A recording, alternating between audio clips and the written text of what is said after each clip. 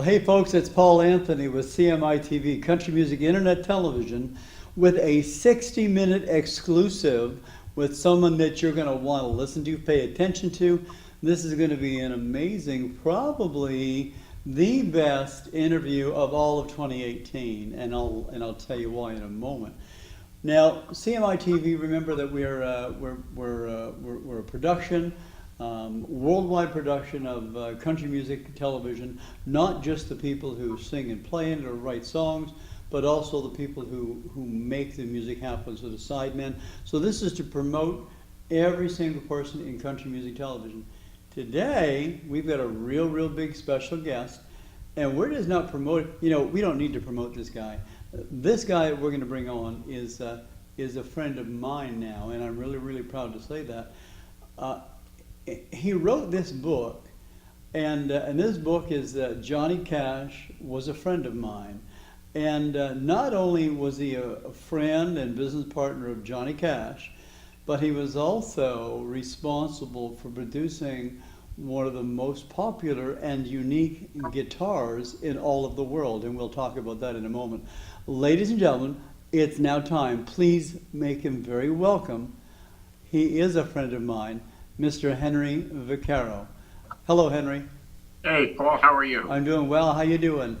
Fabulous. Good. So, Henry, I'd like to first say thank you for being on CMiTV, and I'm honored to be your friend, and I'm doubly honored to have this opportunity for you and I to chat, so people around the world can, number one, know who you are, and maybe even have some better insight on Johnny Cash and who John was, not just as a business partner, but as a friend, and we can talk about that.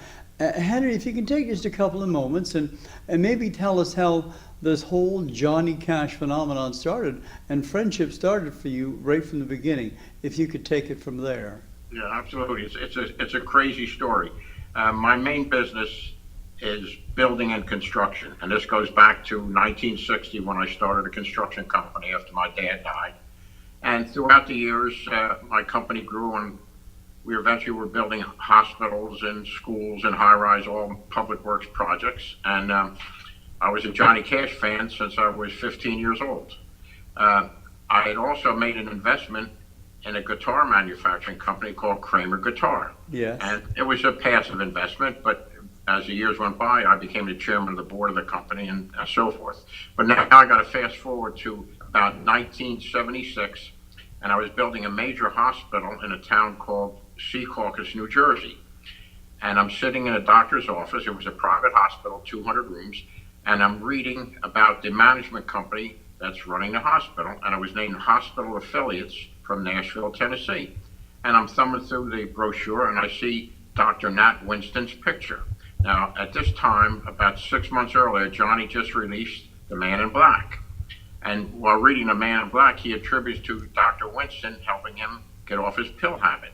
Well, I put two and two together and arranged for the doctor in Secaucus to call Nashville to get a hold of Nat Winston to arrange for me to meet Johnny backstage after an upcoming concert at the Garden State Arts Center along the Parkway in Homedale, New Jersey. So that was the initial contact, and had a backstage pass, and I went backstage and met him, and we started talking, and I introduced myself not as a contractor, but as a guitar maker. In other words, I wanted to have something in common. And between you and I can't make a guitar myself. I don't even play a guitar. Yeah. I played a stereo, but Yeah. I'm in the guitar business. So Yeah. we kind of hit it off, and I said, John, we have this new guitar. It has an aluminum neck, and the sound is incredible. And he said, well, Henry, we're staying locally at the Hilton Inn in a place called Eatontown, New Jersey. Why don't you come by tomorrow morning around 9 o'clock, and I'll introduce you to Bob Wooten and Marshall Grant. Well, what's strange about this is that Marshall, through the House of Cash, they arranged for him to meet another guitar manufacturer, and the guy doesn't show up, and he thinks I'm the guy. So I walk right in. That's how it worked out. So Nice. I'm talking to him. Timing, right? So timing sometimes, Incredible. So I meet with Bob and Marshall. I told them about the guitar. In fact, I had a guitar with me. And lo and behold, about a half hour later, they're in my car, and we drive to the factory, which coincidentally was only 5 miles away. Make a long story short, that night on stage, the entire Johnny Cash band played aluminum neck Kramer guitars. That's Marco nice. played a custom Kramer bass. Bob played a Kramer guitar, as well as Jerry Hensley. He was playing with the band back then.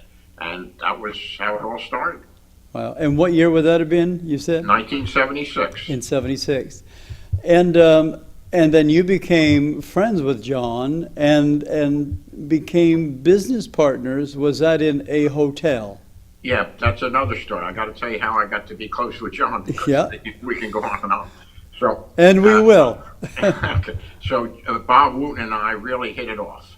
And the last guitar that Bob ever played was a red wood neck Kramer guitar that he loved.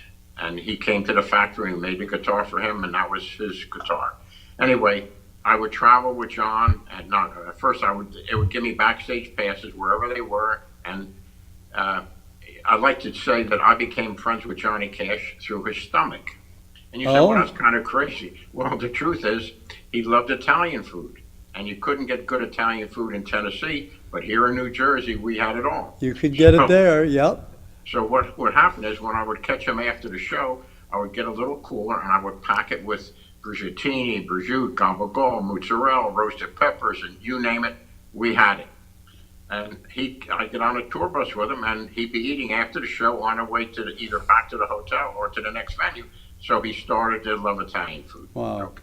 So then I would hook up with him wherever they were, and I was planning a fishing trip to Bimini in the Bahamas.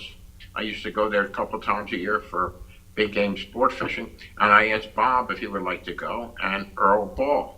Well, the next thing I know, Bob Wooten and Earl Blue Ball, I meet them in Miami. We get on a seaplane, and off to Bimini we went. And they had such an incredible time that after the trip, Bob says, well, Henry, you should really ask Johnny. He would love this. Well, I'm kind of a shy guy sometimes. I said, nah, I'm too embarrassed. Well, about 6 months later, I'm on the bus going somewhere, and Johnny says, Henry, come back here. He says, Bob was telling me about this place in Bimini. Yeah. I said, yeah, I would love to go there. I said, what? He looked at his calendar. He says, can we go the first week in June? I said, absolutely.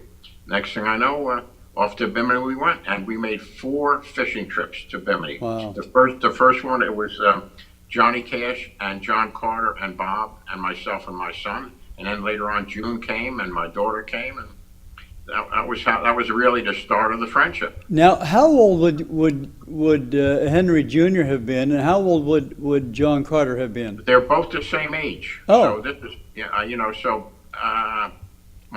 lose track of the time now, but anyway, they're both the same age. And what happened is they were like 2 peas in a pod. Yeah. And what happened now I believe it was around 82, I get a phone call from Reba, Johnny's sister, who ran the House of Cash. Yeah. I was down in South Jersey on one of my construction projects, and I get this call, urgent, you call the House of Cash. So I call up, and Reba says, look, she said, Johnny's very ill. I said, what's the matter? She says, he's got a staph infection. He's in their apartment in New York. Is there any way you could go there and take Johnny over I have a private jet coming in at Teterboro Airport. Could you take him to the plane, and could John Carter stay with you? Yeah. And the reason was June was in London, where Carlene, her daughter, lived at the time. Yeah. And Johnny's in the apartment all alone, and he didn't want to go to a hospital in New York. He wanted to go back to Nashville. Sure enough, I picked him up. Now John Carter comes and stays with us, and it's the first time he was ever out of his parents' sight without a bodyguard. He stayed with me. Isn't that And nice? he went to school with my son Henry, and then when Johnny got better, put him on a plane and sent him home. Wow, that's amazing. So when you went fishing with John in Bimini, Bimini. or Bimini, when you went fishing with John there, he being a fisherman, because he'd always fish at his home in Hendersonville on. Oh, he loved fishing. And Yeah. John, on this one trip, John Carter got about a 50 or 60 pound wahoo, and Johnny had it mounted for him. Wow.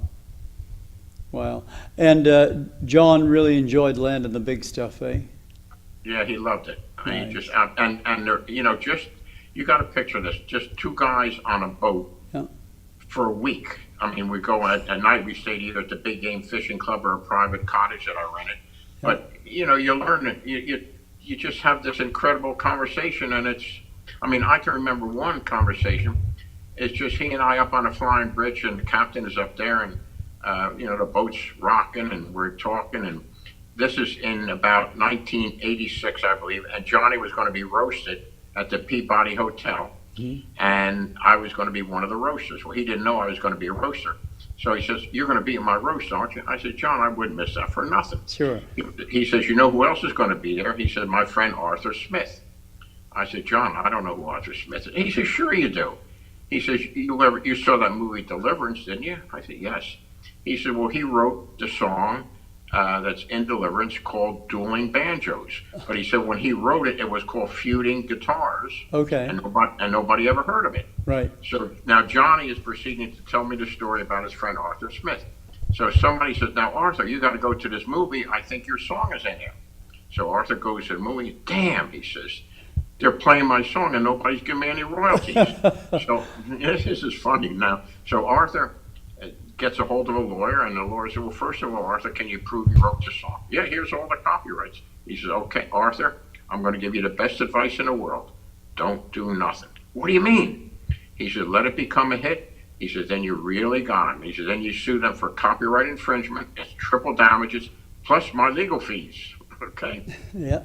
So it becomes a hit, becomes a #1 country song at the time. So now Arthur got all the free advice he needs. He doesn't need the lawyer anymore. He makes an appointment with the president of Paramount, whoever put it out, in New York, and according to Johnny, gets on a plane and goes to New York. He walks in and sits down in front of this gentleman, and he says, "My name is Arthur Smith." He said, "You boys done stole my song, and I wants my money." All old school. Yep. He said, "What are you talking about?" He says, and he slammed his fist down, and according to Johnny, he had a pistol in his boot. Now, I can't attest to this, but I can attest to that Johnny told me this. He put it on the desk, and he says, "You see what I mean?"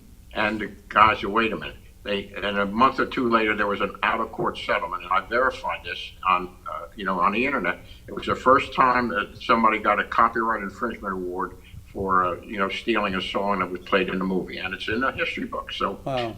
that's my introduction to Arthur Smith. But I got to jump into the roast. The roast was incredible. Yeah. 2 weeks later or 3 weeks later is the roast. I took a flight from LaGuardia Airport in New York. I had a first-class ticket. That was the only flight that went directly to Memphis. The roast was going to be at the Peabody Hotel. And who's in first class with me but Waylon Jennings? I'm in like seat number 2, and Waylon's in seat number 7. So after we take off, I stand up, and he says, "Henry, is that you?" I said, "Yeah." He said, "Come on back here." So I go back and sit next to Waylon, and we're with his manager, I think his name was David Trask. And he says, "We're going to have a good old time at this roast." He says, "I'm the master of ceremony." He says, "I got to wear this tuxedo." He says, "I never wore one of these things in my life, but for John, I'd do anything." Yeah. And then there's another gentleman sitting 2 seats in front of Waylon named John J. Hooker. And Waylon says, "Hey, John J., do you know Henry?" And he said, "No." So we start chatting, and then I found out who John J. was. John J. was the former, I think, chairman of STP Oil Company, the former president of United Press International, and he ran for governor 3 times of Tennessee and lost 3 times. So now I'm in the presence of John J. Hooker. All right. Now we land. And Waylon says, "Hey, guys, I got a limo, and let me take you all back to the hotel." So we get in the car, and it's about 11 o'clock in the morning, and the roast was not until 7 or 8 that night, and we had the whole day to kill. So I says, "Waylon," I says, "have you ever been to Graceland?" I said, "I'd love to go there." And Waylon said, "Oh, yeah, me and Elvis was good friends." He said, "No, I don't want to go." So I said, "John J., how about you?" He said, "Yeah, okay." So we agreed to hook up after we changed and got a shower, and off to Graceland we went. It was myself, John J., David Trask, and some other gentleman. I forget who it was. Take a taxi, and we get to Graceland. Now we get there, and I was kind of disappointed. Graceland fronts on this highway, surrounded by a development. I mean, it was, compared to Johnny Cash's estate, it was just like a development house between you and I. No disrespect to Elvis, but that's the only way you could compare it. So we get there, and there's a welcome station across the street, which means you have to buy a ticket and get in a tram, and they take you across the street. Well, the problem was, this is the Thursday night of the 4th of July weekend, and there's a 6-hour wait. So I turned to John Jay. I said, John Jay, I can't wait here 6 hours. I said, you're the big shot. Get us in. Would you believe he called the governor's office of Tennessee, and 15 minutes later, You a got private in. car picks us up and takes us to Graceland. We got the grand tour, even upstairs where the public is not allowed. Right. So that's my introduction to John Jay. I'm just going to jump ahead and then I'll shut up about the roast. No, there's no shutting up, not tonight. Okay. So this is incredible. Now you got Waylon as the master of ceremonies, and Johnny Cash is receiving the Shalom Peace Award from the state of Israel. Because if you recall, Johnny made the movie Gospel Road, Yes. and he gave part of the proceeds to the state of Israel for letting him make the movie, Let and him then do it, yeah. and then he let Billy Graham distribute it, and Johnny footed the whole production cost. So he's receiving this award. Well, the first roaster is none other than Sam Phillips, and Sam was stoned. I'm not saying he was drunk. But whatever. He was incoherent. He Now, started just mumbling. want to jump in, Henry, just for some of the folks, they may know who Sam Phillips is, but just so you know, just for a reference point, Sam Phillips from Memphis, Tennessee, he owned Sun Records and did all the recordings and engineered stuff, all the John stuff in the beginning, and Roy Orbison and all the other folks. Sorry for jumping in, Henry. That's okay. But getting back to that, when we're on a boat in Bimini fishing and we're talking about the roast, I said, Johnny, how come you left Sun Records? He said, it's a long story. I really didn't want to leave. He said, but we had a problem. Old Sam forgot how to count. I said, what do you mean? His first royalty check was like $121 from I Walked the Line. So Yeah. that part of it. Okay. So now we have the roast, and they gong Sam. They gong him with the gong and get the hook, and they pull him off the stage. And then they introduce me, and I'm a nervous wreck. I have this tuxedo on, and I've got to get up there in front of this audience, and I'm not a professional speaker. Sure. I'm nervous, right? And I really don't drink, but I belted down 3 scotches. So I get up, and on the plane ride, I made up a phony telegram, and I stand and I'm reading it, and I says, ladies and gentlemen, I says, I have the honor to read a telegram from a former president and close friend of Johnny and June. And I could see the people whispering, must be Jimmy Carter. So I read this, and it went something like this. Johnny Cash, Peabody Hotel, Memphis, Tennessee. Dear Johnny, congratulations on this momentous occasion. Your inspiration is something to behold, and I'm so honored to, be here tonight and blah, blah, blah, blah, blah. And I hope to see you soon in Switzerland. Your friend, President Ferdinand Marcos. Now, everybody's laughing. I said, oh, now at least I'm not embarrassed, right? Yeah. So I said, well, now, since everybody's enjoying this, there's something I must tell you. I said, Johnny Cash is only his stage name. And they said, what?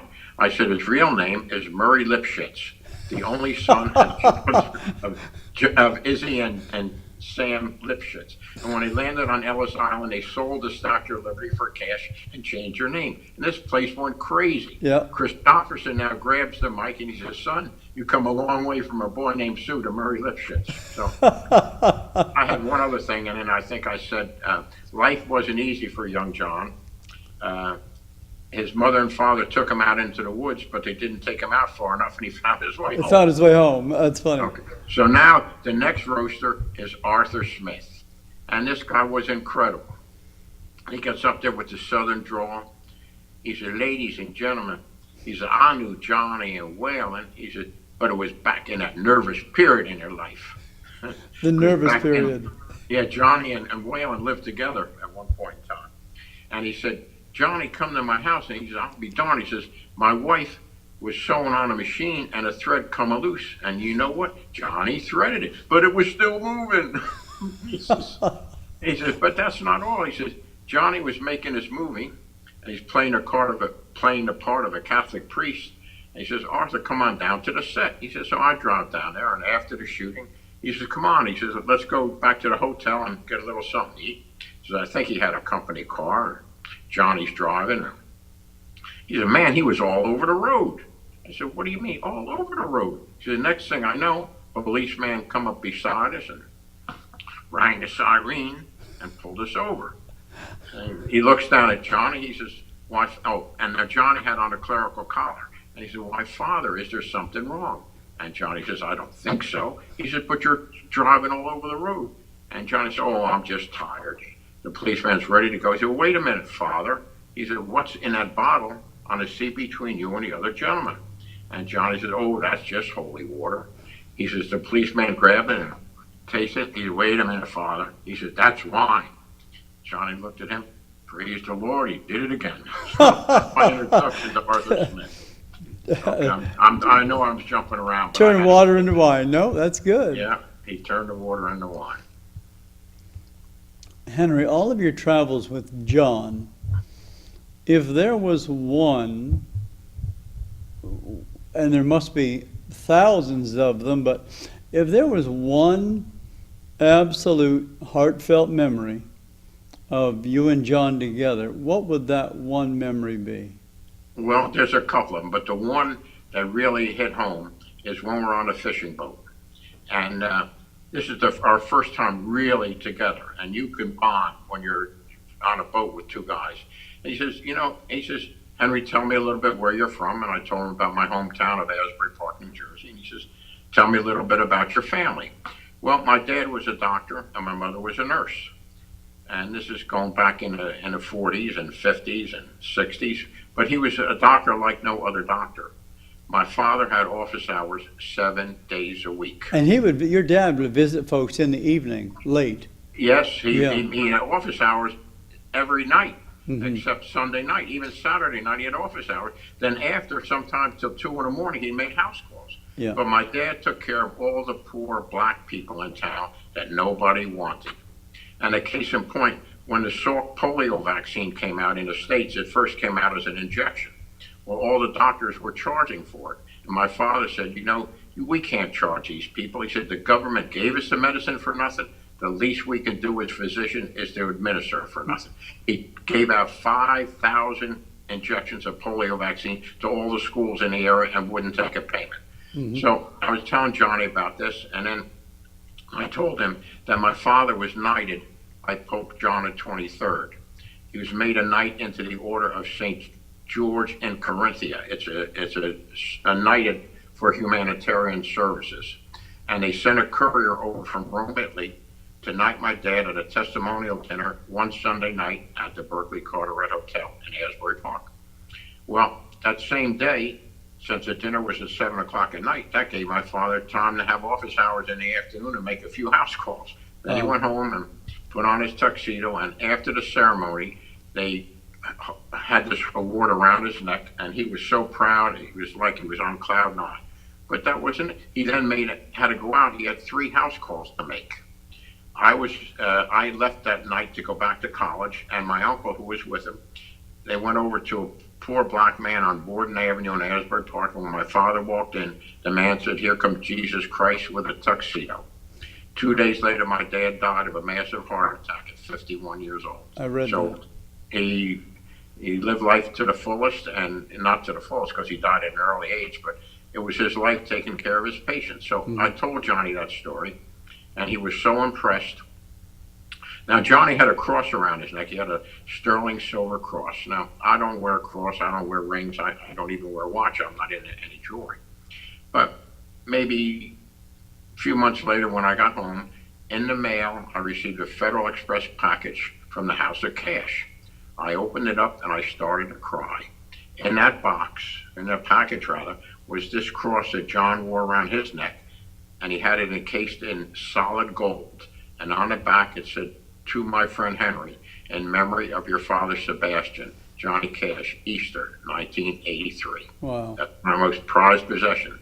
Nice. So that's when, and I'm just going to tell you another story. When you really know the measure of a man, this is the Johnny Cash that I want the people to know. And he was my partner in the Berkeley Carteret Hotel. It was a hotel that in my hometown. It was built in 1926, and it was a magnificent. Took up the whole city block. We had 400 rooms. It was made out of concrete and block and brick, and very sturdy. But it aged over the years, and it had been closed up for disrepair, and I purchased it.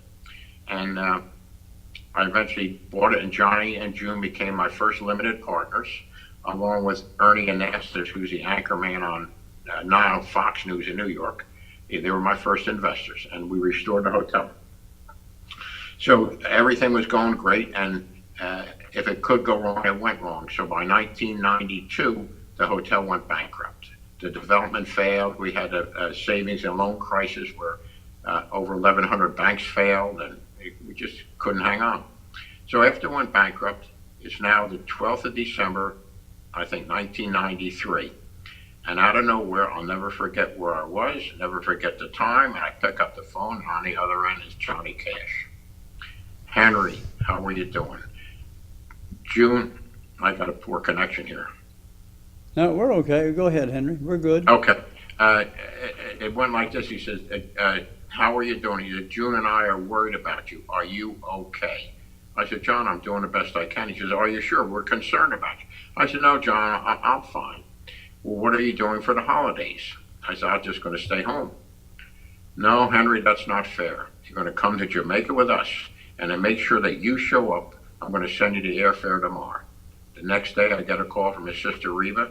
Where do you want to fly from? And I tell them they send me a ticket, and I spend Christmas and New Year's this magnificent estate in Jamaica called Cinnamon Hill. Yeah. I'm sleeping in the same bed Billy Graham slept in a couple of weeks before I got there. Now, he had his own room there, is that right? Yes. Yeah. And that's what I slept in, that room. Mm-hmm. And Johnny had two house guests that showed up the next day. Rick Rubin, his record producer, Yeah. and Anthony Kiedis of the Red Hot Chili Peppers, and we all stayed together for 2 weeks. That's the kind of man he was. Now, that's a relationship I still find really intriguing and interesting. Anthony from the Red Hot Chili Peppers, I found that friendship to be interesting. Don't you?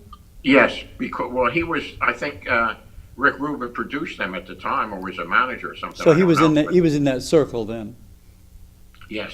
Got it. And what's incredible, Anthony Kiedis was a great guy. I mean, we hit it off really good. We traveled down to different beaches in different parts of Jamaica together, and I get to talk to him, and he was telling me how he kicked his drug habit. Yeah. He said he went over to New Guinea and crossed the Stanley Mountains with a guide, and that way he would be free of any influence or anything, and that's how he kicked it. But he also told me the first night there, while he's sleeping in a tent, I guess some kind of insect crawled in his ear and laid eggs, and he had the worst infection imaginable. They actually had to take a knife and cut part of his ear and then pliers to pull the damn thing out. Oh, man. Well, I could experience that because I have a crazy hobby. Is I go to World War II battlefield sites, and one of them was the Solomon Islands, and I went to Port Moresby in Papua New Guinea, and then it's all jungle over there. So, we kind of hit it off about that, but crazy. Interesting. And, it's just not about being a friend of John's. You got to live some of John's life, not just professionally, but personally as well, which is, when you build a bond with someone like that, it's and I talk about that too in our show, being friends with John Carter or friends with Tara. It's not about, doing a show or singing Johnny Cash songs. It's Tara's dad. It's John Carter's dad. It's just different. It's not like what most people see Johnny Cash. They forget that Johnny Cash was a human first. They lose sight of that, I think. Folks, it's Paul Anthony here, CMiTV, Country Music Internet Television. Give us a few minutes for a bit of a break, and we're going to be right back with my good friend, Mr. Henry Vaccaro. Hey folks, it's Paul Anthony with CMiTV on a bit of a hike today with a real special guest, and it's kind of cool.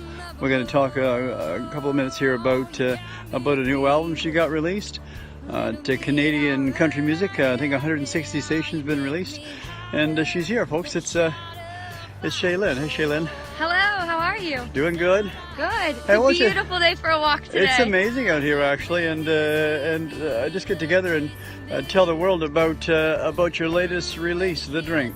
I just released my very first single to country radio, 160 stations across Canada, so I'm so pumped for it. You're going to want to listen to it. It is called The Drink. You're going to raise a glass to that song.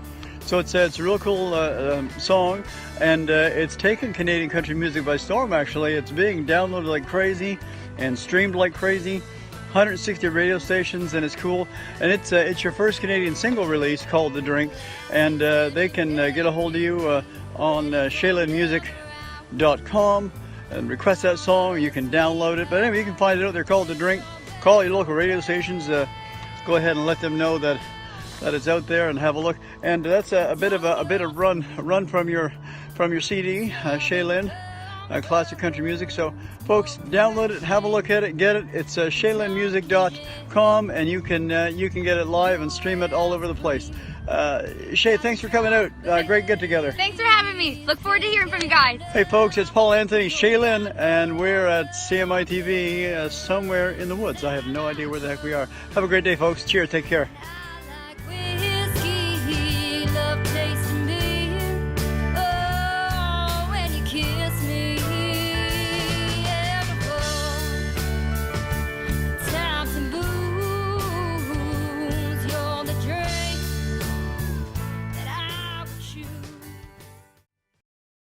Hey folks, it's Paul Anthony back with CMiTV, Country Music Internet Television, and we're live here, 60 Minutes, with Mr. Henry Vaccaro. Henry, welcome back. Oh, thank you, Paul. Well, so far we've talked about fishing trips with John, your friend and business partner for over 30 years. Tell me a little bit about your partnership with John at the hotel, and what role did John play as a business partner? Now, did John go around and fluff pillows? I'm just being silly, of course, but what sorts of things would John do at the hotel? Would he do, engagements to kind of show himself as a part of that hotel, or kind of what function or what role would John have played? Okay, the first thing is he led credibility to the hotel and to the redevelopment of the city of Asbury Park.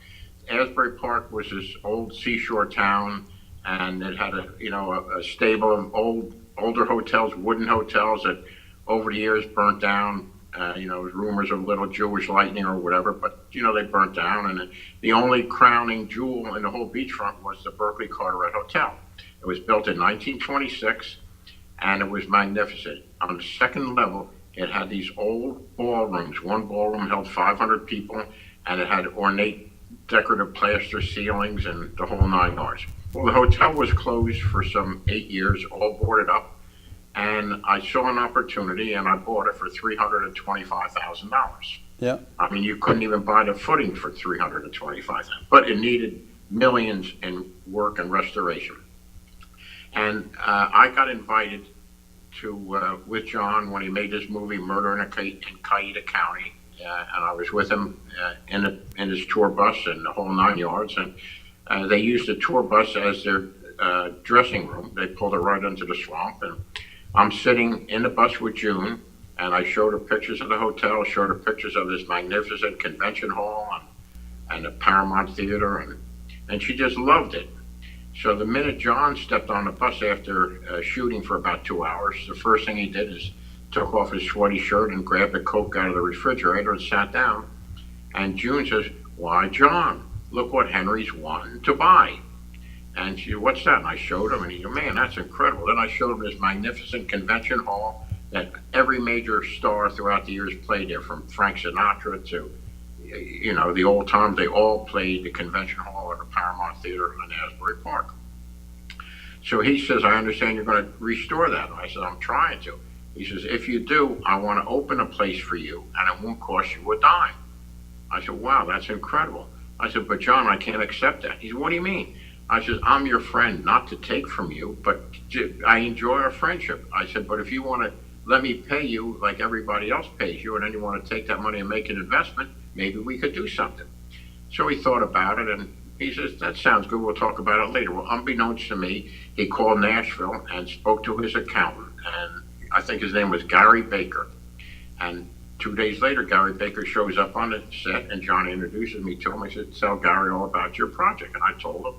And then John says, "Gary, are you available to go to Asbury Park?" He said, "John, anything you want." 2 days later, I'm back home, and Gary Baker shows up.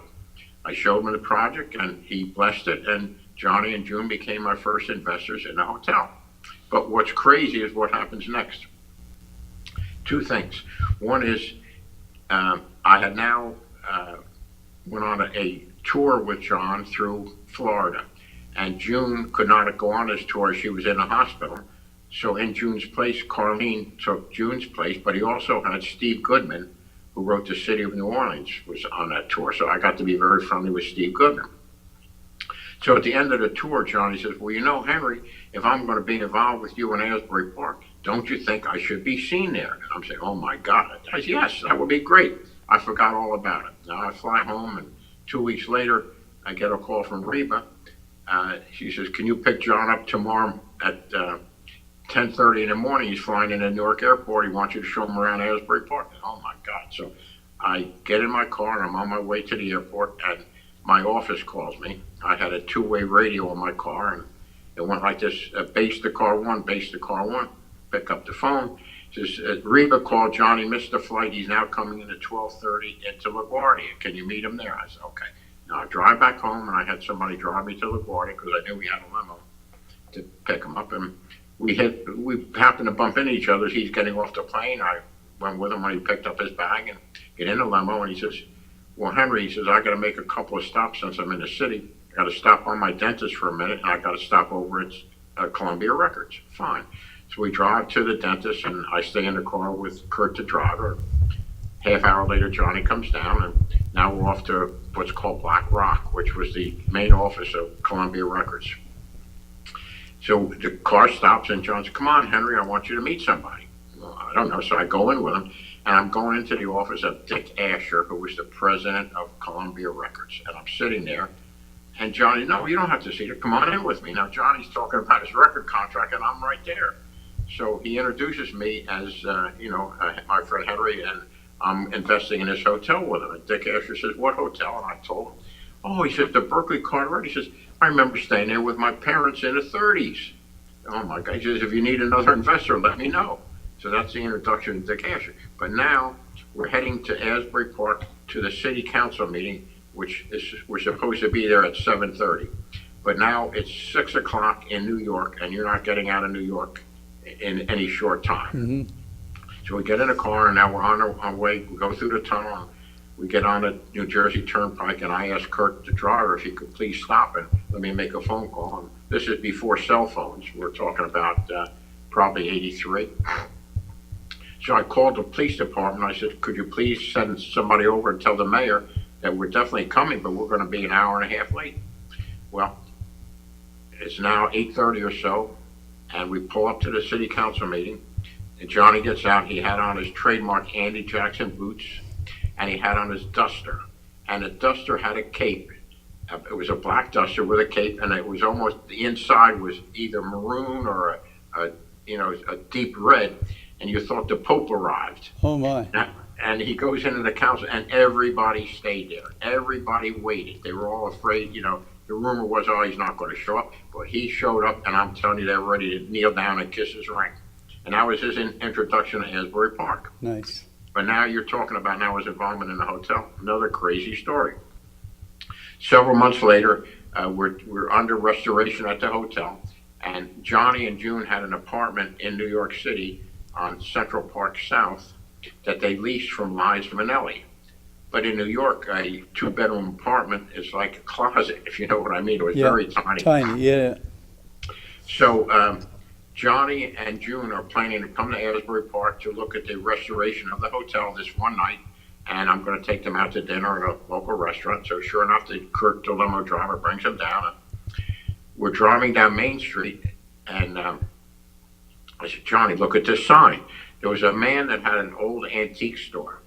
And back then, the town was really run down. We had a lot of indigent people there. We had mental patients, outpatients living in these old hotels, and really run down. So this guy had an antique store, but he put a big sign in the window. We buy for cash, we sell for cash, but what we need is Johnny Cash, and we need him now. Yep.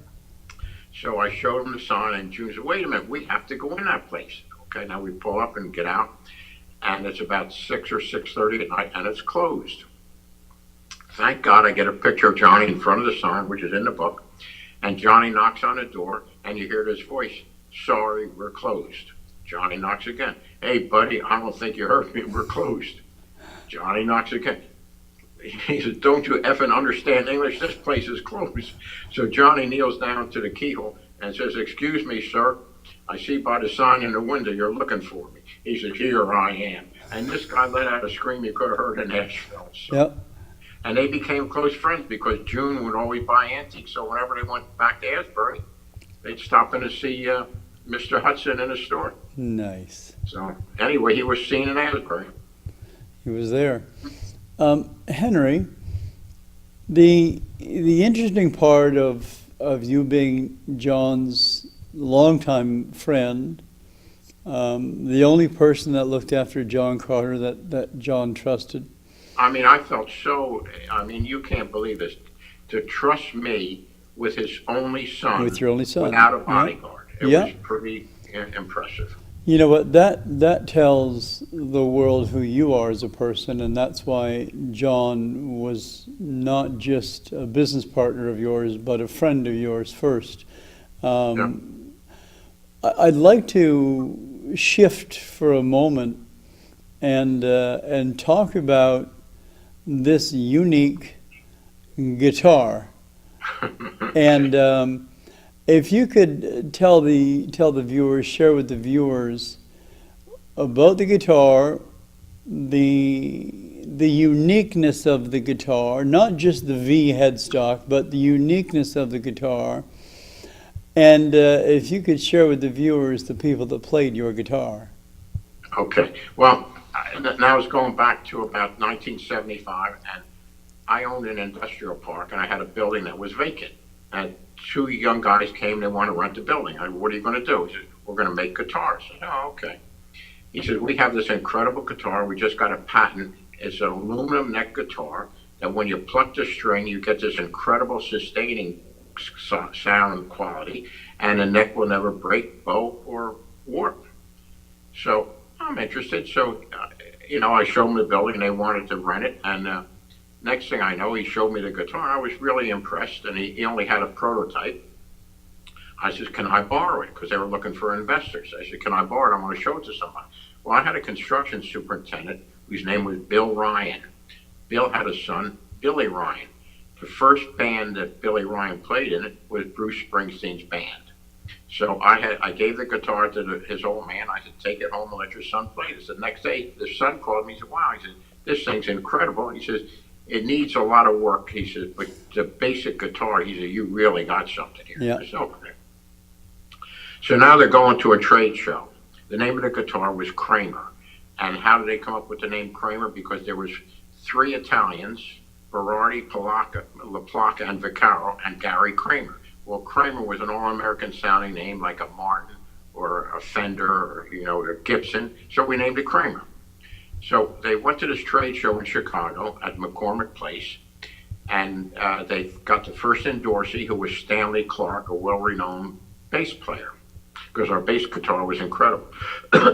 And this was a trade show that went like Wednesday through Sunday. Well, Friday, I get a frantic call. No, Thursday night, I get a frantic call from Dennis Berardi, who was the president of the company.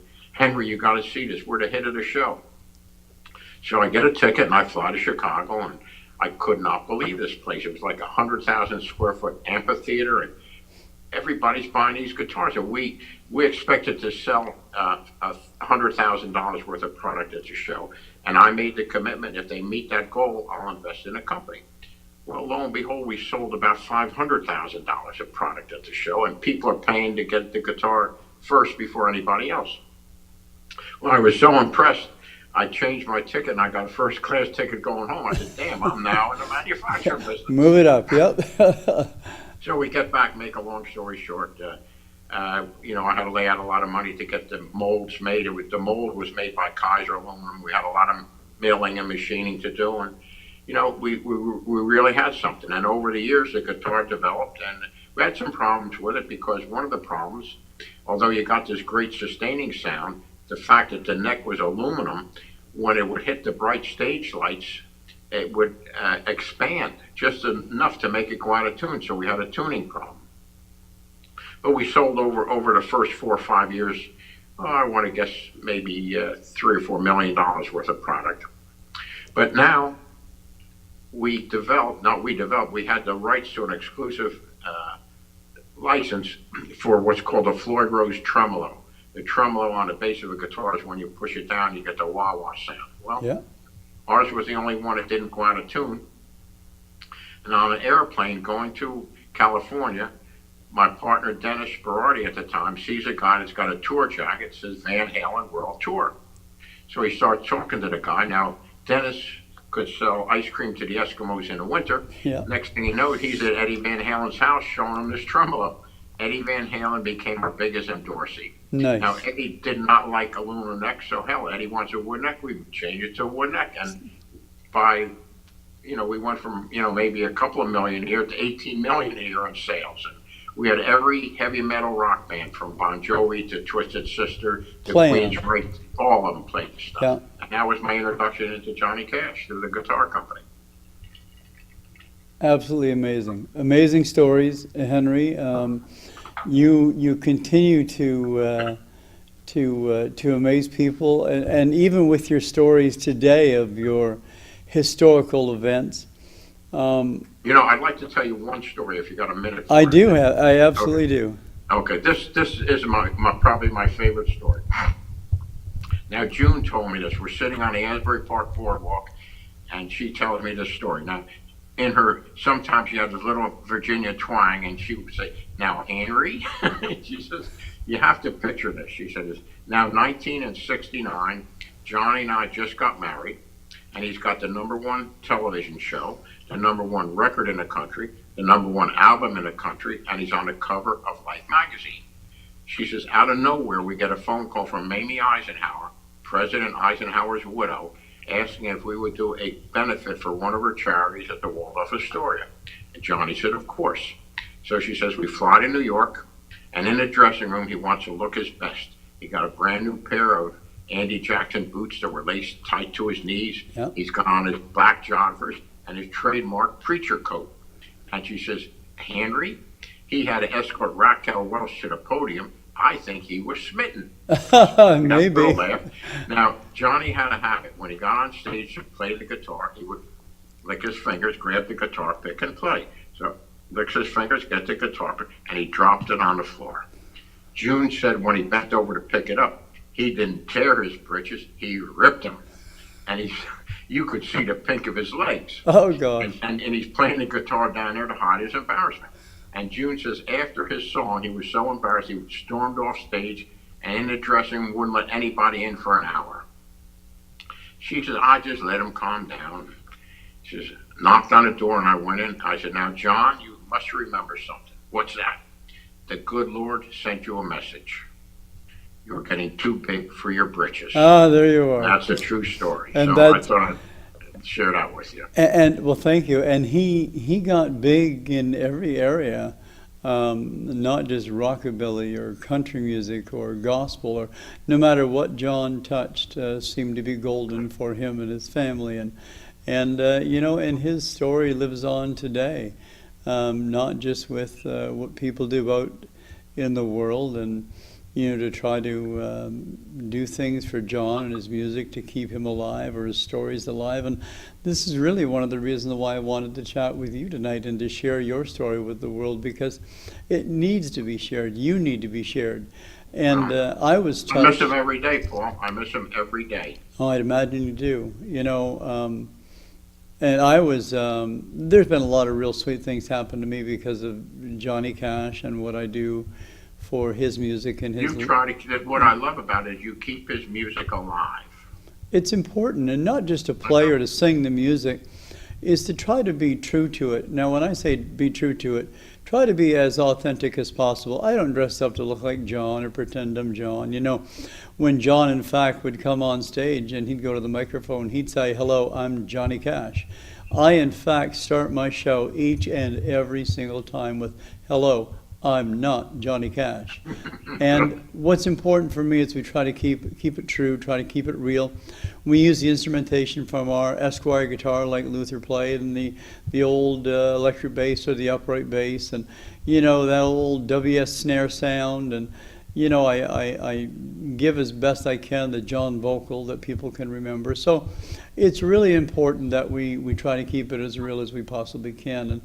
And one of the things about keeping it real is to be involved and to reach out with people that were in John's life, so we can continue to maintain what we do to keep it as real as we can. And Henry, I want to thank you from my heart, number one, for sending me that book and dedicating your first printing of the book to myself for keeping our friend Johnny Cash alive. So from my heart to yours, I want to say thank you so much, and thanks for being my friend. And I'm going to go down in history and say Henry Vaccaro is a friend of mine. So Henry, thank you so much. Paul, I salute you. Thank you for keeping his music alive. Thank you very much, and we'll look forward to talking to you again very soon. And I got a lot more stories. And going out for dinner. No, we're going to get back in touch, and we're going to talk about other things as well. I'm looking forward. I'm looking forward to our steak dinner together that we promised we'd have each other.